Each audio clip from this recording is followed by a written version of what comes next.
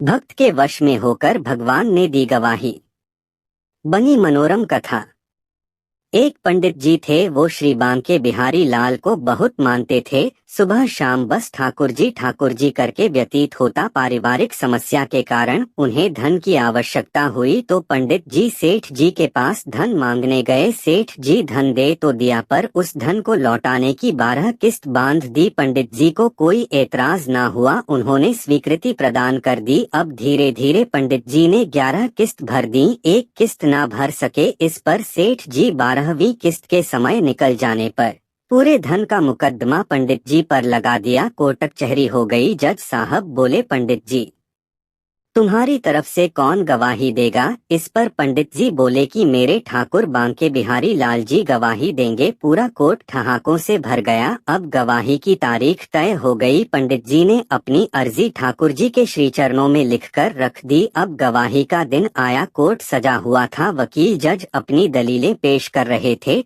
पंडित को ठाकुर पर भरोसा था। जज ने कहा, पंडित अपने गवाह को बुलाओ। पंडित ने ठाकुर जी के चरणों का ध्यान लगाया। तभी वहां एक वृद्ध आया, जिसके चेहरे पर मनोरम तेज था। उसने आते ही गवाही पंडित जी के पक्ष में दे दी। वृद्ध की दलीलें सेठ के वही खाते से मेल खाती थीं कि फलां तारीख को किश्तें चुकाई गईं। अब पंडित को ससम्मान रिहा कर दिया गया। तत्पश्चात जज साहब पंडित से बोले कि ये वृद्ध जन कौन थे जो गवाही देकर चले गए? तो पंडित बोला, अरे जज साहब, यही तो मेरा ठाकुर था जो भक्त की दुविधा देख ना सका और भरोसे की लाज बचाने आ गया। इतना सुनना था कि जज पंडित जी के चरणों में लेट गया और ठाकुर जी का पता पूछा। पंडित बोला, मेरा ठाकुर तो सर्वत्र है, वो हर जगह है।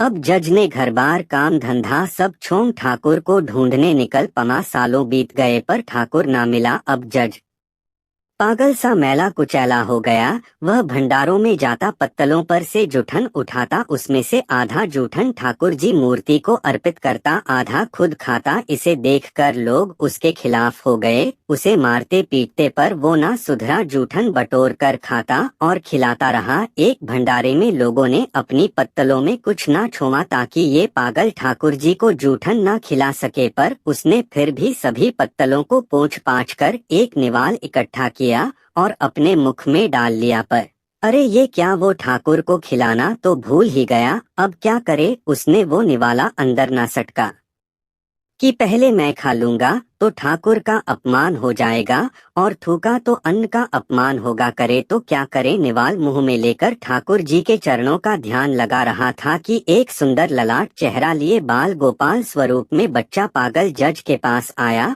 और बोला, क्यों जज साहब, आज मेरा भोजन कहाँ है? जज साहब मन ही मन गोपाल छवि निहारते हुए अश्रुधारा के साथ बोले, ठाकुर बनी गलती हुई आज, जो पहले तुझे भोजन ना करा सका, पर अब क्या करूं? तो मनमोहन ठाकुर जी मुस्कुरा के बोले, अरे जज, तू तो निरा पागल हो गया है रे। जब से अब तक मुझे दूसरों का जूठन खिलाता रहा, आज अपना जूठन खिलाने में इतना संकोच? चल निकालने वाले को, आज तेरी जूठन सही। जज की आंखों से अविरल धारा निकल पनी जो रुकने का नाम ना ले रही और मेरा ठाकुर कहता कहता बाल गोपाल के श्री चरणों में गिर पड़ा और वहीं देह का त्याग कर दिया। और मित्रों, वो पागल जज कोई और नहीं, वही पागल बाबा थे जिनका विशाल मंदिर आज वृंदावन में स्थित है। तो दोस्तों, भाव के भूखे हैं प्रभु और भाव ही एक सार है, और भावना से जो भजे तो भव से बेनापार है। बोलिए आज के आनंद की जय। श्री राधे राधे, हरि बोल।